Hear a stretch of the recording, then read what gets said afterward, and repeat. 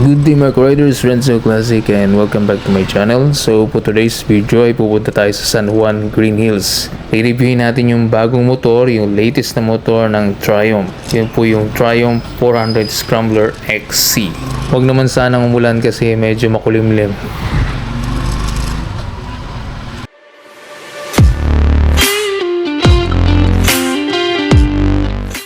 Alright mga riders, so nandito na tayo ngayon sa may Triumph Green Hills at ayan na yung mga motor nila na pwede nating i-test ride for today. Pero syempre, ang test ride lang naman natin is yung XC, yung Scrambler 400 XC. Alright, so ayan, ready na ni Sir at sasakyan natin yan mamaya. But before that, syempre quick review muna natin itong napakagandang motor na ito na entry level ng Triumph Philippines. Tingnan mo naman, tindigan pa lang, ang lakas na ng dating, head turner talaga, plus yung kulay niya no, na yellow, ang lakas ng dating nito, sobrang ganda nito pag ito yung dala mo sa kalsada. Alright, so the engine displacement of this motorcycle is 398cc, liquid-cooled, single-cylinder, 4-valve, dual overhead camshaft, a Bosch electronic fuel injected, mated with a 6-speed gearbox. When it comes to its performance, it has a maximum horsepower 39.5 at 8,000 RPM and a maximum torque of 37.5 Newton meters at 6,500 RPM. Para sa isang 400cc na motor, that is a decent power. Pagdating sa kanyang upuan ay napaka-premium at classic style yung dating at meron itong fuel tank capacity na 13 liters at pagdating naman sa kanyang meter panel, ito po ay combination ng digital and analog meter panel.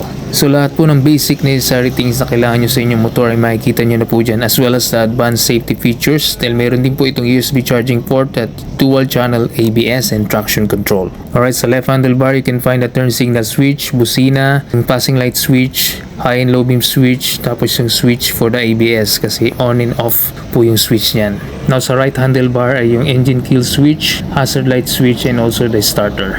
Another good thing sa motor na to ay equipped na po siya ng handguard. So pag scrambler type na motor, talaga pong may handguard kadalasan. At equipped na rin po pala ito ng USB Type-C charging port. So pagdating sa long ride ay hindi ka na mahirapan mag-charge ng iyong cellphone.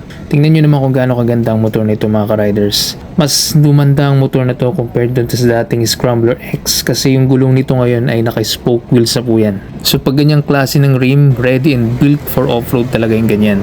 At pagdating po sa kanyang rear suspension, ito po ay naka-gas monoshock preload adjuster.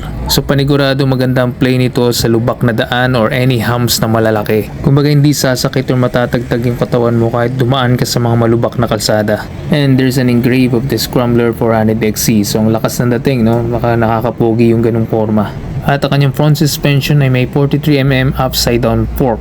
And again, it is equipped with ABS, dual channel, and a traction control with a single disc brake 320mm with 4 piston caliper. And sa rear brake naman ay meron po siyang single disc with 230mm 1 piston caliper.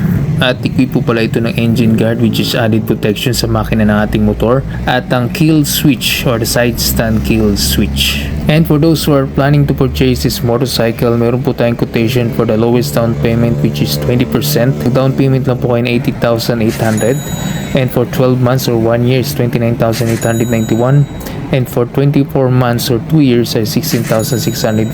And 36 months or 3 years is 11,930. Alright mga riders, now it's time for test ride. Ang seat height po pala nito mga riders ay 835mm. 1 hour later. Bukas eh. Mulan. Alis ko ulit March eh.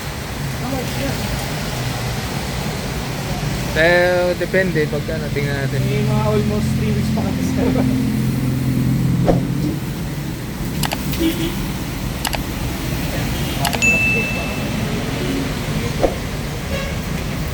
Hindi nakisama yung panahon.